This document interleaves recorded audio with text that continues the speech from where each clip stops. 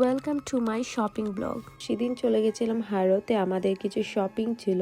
আর এটা ছিল আমার বেবির ফার্স্ট ট্রেন রাইড। এর আগে ওকে নিয়ে ট্রেনে করে কোথাও নিয়ে যাওয়া হয়নি, এই প্রথমবার ওকে নিয়ে ট্রেনে করে গেলাম। তারপর আমরা হারোর একটা মলে গেলাম, আর ওখানে একটা দোকানে অনেক সেল চলছিল, অনেক ঘরের জিনিস আর কি যা যা লাগে সব কিছুই ছিল, আর অনেক সেলেই কিন্তু দিচ্ছিল। আমার তেমন কিছু নেওয়ার ছিল না, তাই কিছু নেইনি। আপনারা হয়তো এখনও গেলে এই সেলটা দেখতে পাবেন। তারপর আমরা প্রাইমার্কে চলে গেলাম। আসলে আমার মেইন প্রাইমার্কেই কিন্তু আসা, প্রাইমার্কে অনেক জিনিস আমার কেনার আছে। আর প্রাইমার্ক নিয়ে অলরেডি কিন্তু আমি একটা ভিডিও দিয়ে দিছি।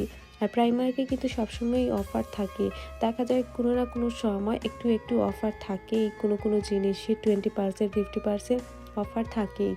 তো প্রাইমারি থেকে আমার অনেকগুলো শপিং করা হয়েছিল। তারপর আমরা চলে গেছিলাম খাবার খেতে, তখন চলে গেছিলাম টিক্কা নেশনে আমরা গিয়ে কিছু খাবার অর্ডার দিই। আর টিক্কা নেশনটা ছিল অনেক ছোট, স্পেস একদম কম ছিল, বাট ওদের খাবারের কোয়ালিটি কিন্তু অনেক ভালো ছিল।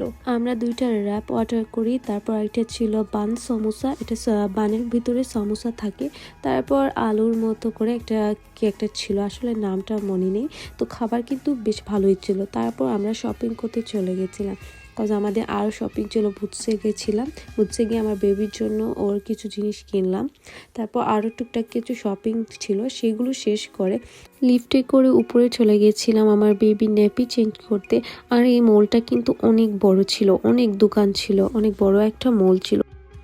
এটা ছিল হ্যারোর ট্রেন স্টেশনে ঢোকার আগে। এখানে একটা মার্কেটের মতো ছিল, অনেক ফল ফ্রুট শাকসবজি তাই ছিল। এখান থেকেও আমার টুকটাক কিছু শপিং করা হয়। তারপর আমরা চলে গেলাম ট্রেনের জন্য, লিফটে করে ট্রেনের নিচে নামলাম আর কি। তারপর আমাদের ট্রেনটাও কিন্তু চলে আসে। এবার আমরা আমাদের গন্তব্যে চলে আসি। তারপর এখান থেকে আসার পর আমরা টেস্কোতে যাই। এখানে আবার আরও শপিং ছিল, আমাদের বাসার জন্য কিছু গ্রোসারি শপিং করা ছিল। তারপর বাসে করে আমরা আমাদের বাসায় চলে আসি। তো আজকের ব্লগ এতটুকুই ছিল। সবাই ভালো থাকবেন। আল্লাহ হাফিজ।